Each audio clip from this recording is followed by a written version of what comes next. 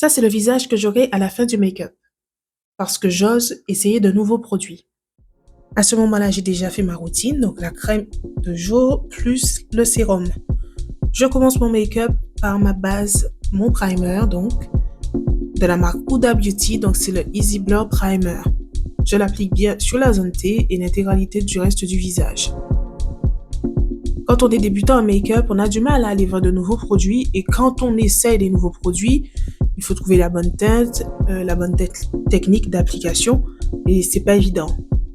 Donc, au moment où je ne publie pas, c'est pas parce que je n'essaye pas de nouvelles choses, mais parce que les résultats ne sont pas toujours concluants. J'enchaîne après mon primer avec mon fond de teint, toujours de la marque de Huda Beauty, que j'applique avec une éponge. Donc, je mets d'abord le fond de teint sur le dos de la main, je le chauffe avec un côté de mon éponge et je l'applique de manière la plus uniforme possible en tapotant le visage. Donc, je tapote bien l'intégralité du visage parce que pour moi, le maquillage, il a pour objectif d'unifier le teint. Je descends un maximum pour qu'il n'y ait pas de démarcation. Donc, je fais une partie du cou, je fais bien la jawline, le contour de la bouche parce qu'évidemment j'ai de l'hyperpigmentation à ces endroits-là.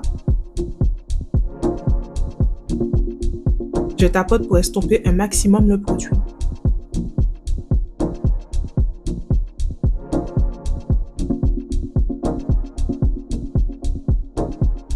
Le fond de teint que j'utilise, donc c'est la teinte 510R Cocoa Huda Beauty. Le reste de l'éponge, je l'applique sur le front. Et souvent en make-up, on dit il faut trust the process. Donc, même si au début ça ne ressemble pas à grand chose, on peut toujours espérer rattraper les choses avec d'autres produits. Donc là, sur la vidéo, on peut voir que j'applique mon concealer de la marque Dior Forever, la teinte 6N. Et je mets une pointe d'orange parce que le concealer de Dior, je le trouve un peu jaune. J'ajoute une pointe d'orange pour les yeux puisque j'ai de l'hyperpigmentation autour des yeux et des cernes. La pointe d'orange, c'est parce que le concealer, je le trouve un peu jaune, voire très jaune sur mon teint. Donc j'ajoute de l'orange pour essayer de camoufler l'hyperpigmentation. C'est le Faux Filter Corrector Huda Beauty teinte papaya.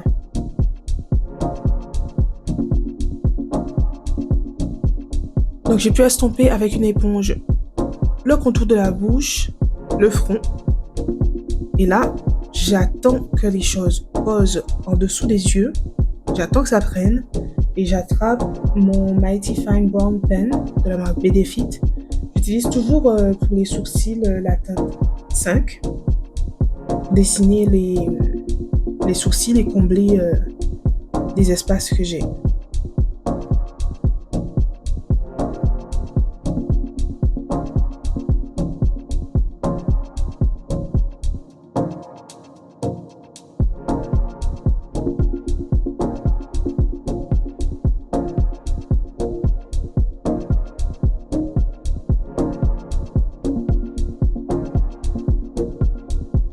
À la base, avant de commencer le make-up, après ma routine, j'hydrate mes lèvres. Là, j'avais oublié de le faire, donc je l'ai fait sur la vidéo. Je reprends mon éponge, l'autre extrémité pour pouvoir bien faire le coin des yeux. Et j'estompe ce que j'avais laissé poser sous les yeux. J'évite d'essuyer le produit pour ne pas le déplacer, mais vraiment tapoter. Évidemment, la vidéo elle est un peu en accéléré comme ça. Vous voyez pas tout le temps que je prends à estomper les produits et à essayer de voir avec mon miroir comment améliorer le résultat.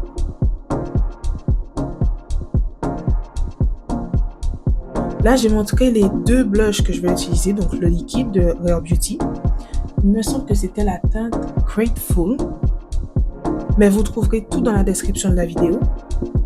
Je tapote avec une éponge, une autre éponge pour pas mélanger tous les produits dans la même éponge. Sur le haut des pommettes et je remonte un petit peu sur les tempes.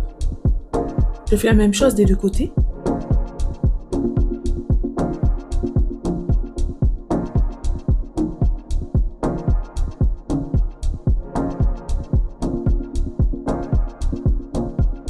Il est possible que j'ai déjà utilisé ce blush dans une autre vidéo, mais comme j'ai dit au début de la vidéo, le fait d'utiliser uniquement de nouveaux produits, c'est assez déstabilisant quand on est débutant en maquillage. Donc il y a des produits pour lesquels je maintiens la pratique et l'entraînement que je réutilise du coup pendant cette vidéo-là. J'ai essayé le nouveau contour dont j'ai fait l'acquisition, c'est la teinte Dark Deep de la marque Makeup by Mario que j'ai pu mettre. Donc c'est un contour en stick que j'ai mis sur les tempes et juste en dessous des pommettes. Je l'estompe avec une éponge et j'essaie de fondre tous les produits ensemble. Pour apporter plus de lumière, je mets un anti-cerne Paco Rabanne. C'est un anti-cerne qui a aussi des propriétés hydratantes. Moi qui ai le contour des yeux toujours sec, ça aide. Je laisse poser et avec le côté de mon éponge que j'avais déjà utilisé pour le fond de teint au départ, je tapote le reste du produit qui reste dans l'éponge sur les paupières mobiles. Le produit que je vais utiliser après, c'est l'un des nouveaux produits justement. C'est la teinte 08 Idol Tint. Donc c'est un fard à paupières liquide que je pensais marron parce que quand on regarde le packaging, il a l'air marron et qui en fait une fois travaillé n'a pas du tout l'air marron. Ça c'est l'une des surprises qui est assez déstabilisante quand on essaie de nouveaux produits. Donc je me suis dit peut-être que j'en avais pas mis assez ou que j'avais trop estompé. En fait, dès que je commence à travailler le produit sur la paupière, le marron disparaît. Alors est-ce que c'est une différence entre le produit sur cette carnation? Est-ce que sur une autre carnation, le marron disparaîtrait moins vite ou pas du tout? Je pense que ça c'est fort possible. Donc j'essaie la même chose des deux côtés.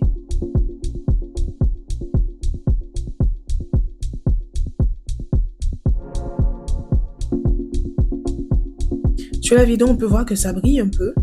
Et je me dis que ça peut faire un style de paillettes mais discrète si on met une autre couleur par-dessus ou si on en met uniquement au milieu de la paupière mobile. Je me dis que ça peut donner un résultat pas mal, ça. Alors, je reprends l'éponge que j'avais utilisée pour appliquer mon blush. Je la tourne un peu et avec le côté le plus pointu, donc je peux bien faire le coin des yeux et estomper, je dis bien estomper en tapotant et non en glissant l'éponge. Le produit le plus clair donc, que j'ai mis sous les yeux, c'est-à-dire l'anti-cerne Paco Rabanne. Une fois que ça c'est fait, j'attrape ma poudre libre de chez Fenty Beauty et avec une houppette, donc une houppette triangle comme on voit sur la vidéo, je vais essayer de baker l'intégralité du dessous de l'œil en tapotant. Je redescends jusque sur la lèvre supérieure. Je fais un peu les ailes du nez. Et avec le reste du produit qui est sur la houppette, je vais faire le front. Quand j'utilise ce produit, c'est-à-dire que j'en mets sur l'éponge, je tapote l'éponge sur le dos de ma main et ensuite je l'applique sur le visage pour qu'il n'y ait pas trop de produit sur le visage. Et là, on peut voir d'ailleurs que le produit il est très clair et que même en estompant sur la main, ça donne quand même l'impression d'avoir une sacrée couche sur le visage.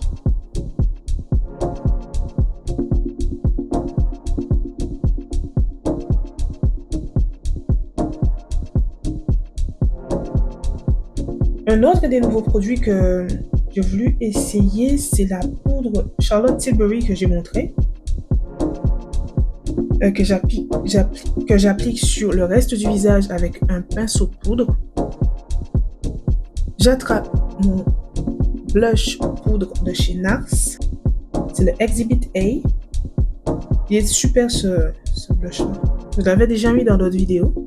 Donc j'en mets là où j'avais mis le blush liquide Rare Beauty. plus un peu sur le nez.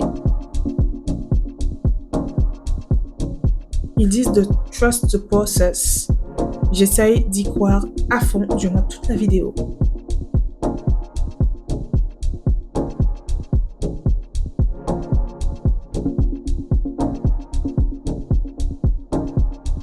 Une fois que j'ai fini ceci, j'attrape mon pinceau poudre et j'enlève tout l'excédent de la poudre libre Fenty Beauty que j'avais mis pour faire le baking. C'est-à-dire sur le front, sous les yeux, sur la lèvre supérieure. Une fois le teint terminé, j'essuie ce que j'ai sur les lèvres, c'est-à-dire les produits pour le teint qui ont débordé sur les lèvres, plus l'hydratation que j'avais mis au départ. Donc moi j'enlève tout cette fois-ci avec des cotons-tiges. Et là j'ai attrapé un crayon de Make Up by Mario. C'est un crayon que j'aime beaucoup. Que des fois j'utilise, enfin je pars avec dans mon sac à main pour le mettre même en route.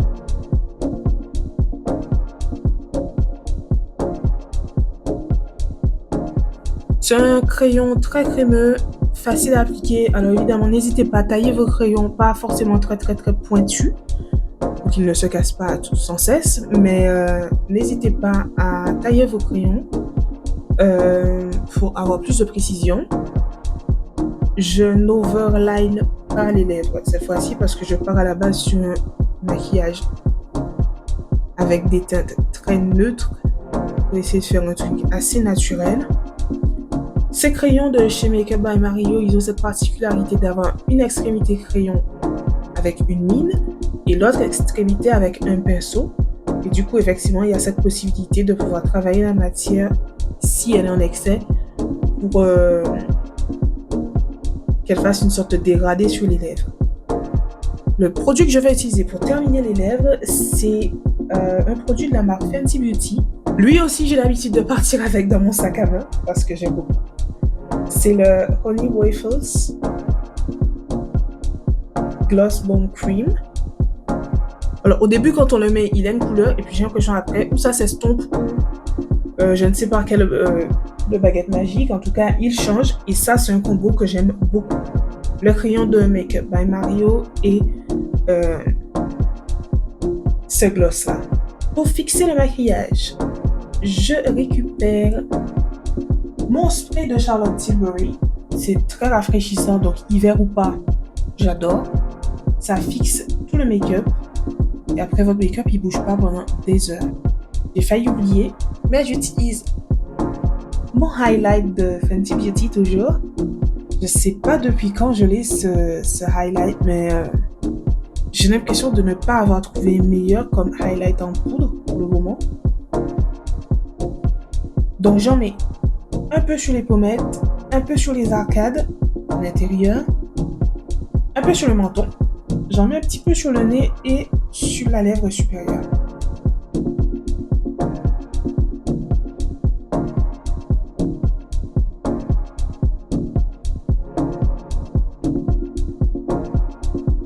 Pour terminer le look, j'attrape mon chouchou de mascara de ces derniers mois.